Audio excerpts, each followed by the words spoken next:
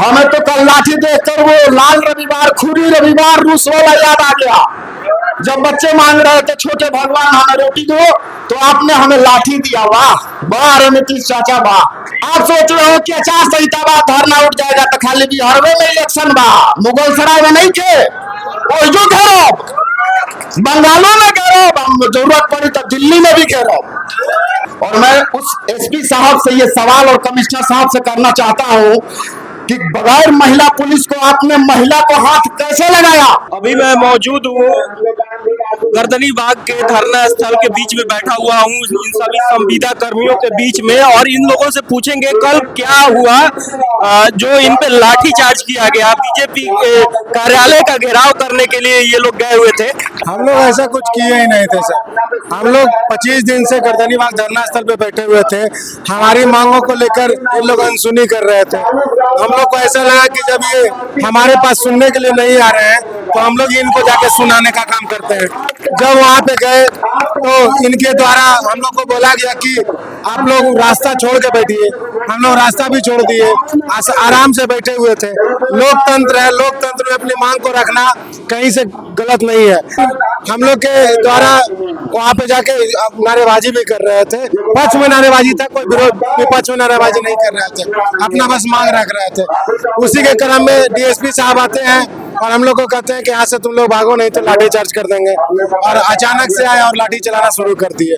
हम लोग वहाँ पे हम लोग के कुछ भाई जो है जिनका माथा भी फूटा है, एक बहने हैं जिनके माथा में चोट भी आई है, बहुत सारे का पैर फूटा हुआ है, हाथ में चोट है, यही सब है। और हम लोग सरकार से गुहार लगाने गए थे कि सरकार आप हमारी बातों को सुनिए। काफी दिनों से हम लोग गर्दनी बाग में बैठे हुए हैं।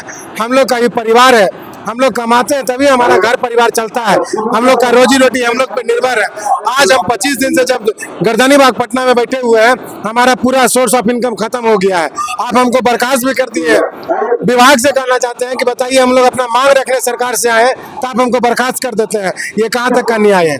अगर आप हमारे साथ अन्याय कीजिएगा तो हम लोग आपके साथ भी अन्याय करने का काम करेंगे। आपका भी समय आने वाला है, आप कुछ दिनों में भी हम लोग के पास आइएगा अपना भी कुर्सी बचाने के लिए और वोट मांगने के लिए। उस समय भी हम आपको याद दिला देंगे कि जिस प्रकार से हम अपने हक आपके पास मांगने गए थे तो आपने हमको मार कर तोड़ देने का काम किया है। हम भी आपको उस समय उस चीज को याद दिलाएंगे और इसका जवाब। क्या हमने मर्डर किया? क्या हमने रेप किया? क्या हमने चोरी किया? अगर लोकतांत्रिक देश में अपना अधिकार मांगना है तो हम ऐसा गुनाह बार बार करेंगे, तब तक करेंगे जब तक हमारा ये भी सरकार सुन नहीं लेती है, तब तक ऐसा गुनाह करेंगे, करते रहेंगे। और अभी खत्म नहीं हुआ है। ये तुम्हारा बारी था, तुमने कर दिया, अब अपना भी बारी आएगा।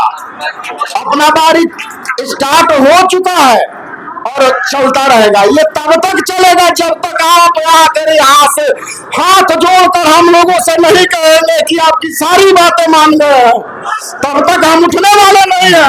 हमें तो कल लाठी देखकर वो लाल रविवार खूरी रविवार रूस वाला याद आ गया।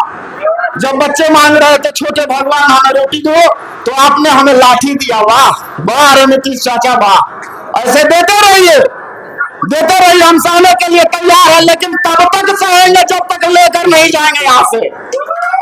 रही बात, आप सोच रहे हो कि आचार संहिता बा धरना उठ जाएगा तो खाली बिहारवे में इलेक्शन बा, मुगल सराय में नहीं थे। वो जो घेरो बंगालों में घेरो, जरूरत पड़ी तो दिल्ली में भी घेरो। भाजपा लाठी मरवैले बा तो भाजपा के घेरो बा, दिल्ली में जाके घेरो। कल का स्थिति ऐसा देखा कि अब तो मन में ऐसा गुस्सा है कि उहे लठिया छीन के ओकरे कपार पर मारल जाए। वही लाठी छीन के ओकरे सर पर मारो, ताकि मरला के बाद तब पूछो कि दर्द होता। अब तब हमारा साथी के 14,000 टाका पड़ल, 28 को पड़ल जाए। अभी तक बोल रहा है कि महाअभियान विफल। अरे महाअभियान विफल किया है तो सीओ साहब का है गए। हकीकत तो यह है कि हमारा विभाग ही नहीं चाहता है कि महाअभियान पूर्ण हो। अगर महाअभियान विफल करने की हमारी मानसा थी तो हमने आपको पहले सूचित किया और 10 तारीख से 14 तारीख तक हमने हाथ में काला पाटी बांधकर ड्यूटी किया।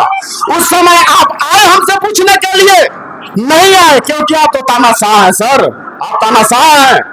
मुझे तो अब शक हो रहा है इंजीनियर की ये गति देखकर कि हमारे माननीय चाचा ने पढ़ाई किया, लेकिन वैसा पढ़ाई किया उनको जॉब नहीं मिला, वो सीधे आ गए राजनीति में।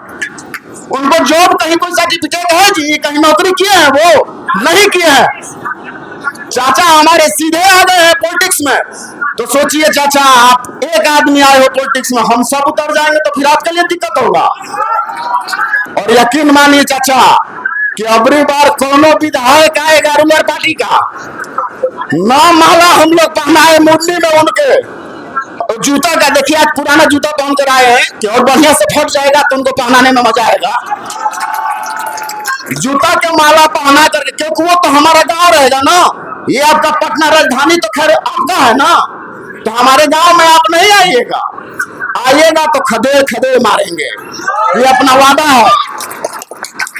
अरे बदतमीजी पर हम उतर आए तो तुम शरीफों का क्या होगा, है शीशे का घर तुम्हारा, मारेंगे पत्थर तो क्या होगा, कभी सोचा है? और मैं उस एसपी साहब से ये सवाल और कमिश्नर साहब से करना चाहता हूं कि बगैर महिला पुलिस को आपने महिला को हाथ कैसे लगाया? इसके लिए हम लोग PLI डायल करेंगे और आप जज साहब के सामने जाकर जवाब दीजिएगा कि बगैर महिला पुलिस के आप महिला को हाथ लगाने वाले कौन होते हैं। बस शुक्र मनाइए कि हम लोग शांति का भी दे रहे हैं उदाहरण। हम बदतमीजी मत बनाइए, हमको बदतमीजी मत बनाइए, नहीं तो बदतमीजी पर उतर जाएंगे ना तो बहुत दिक्कत होगा।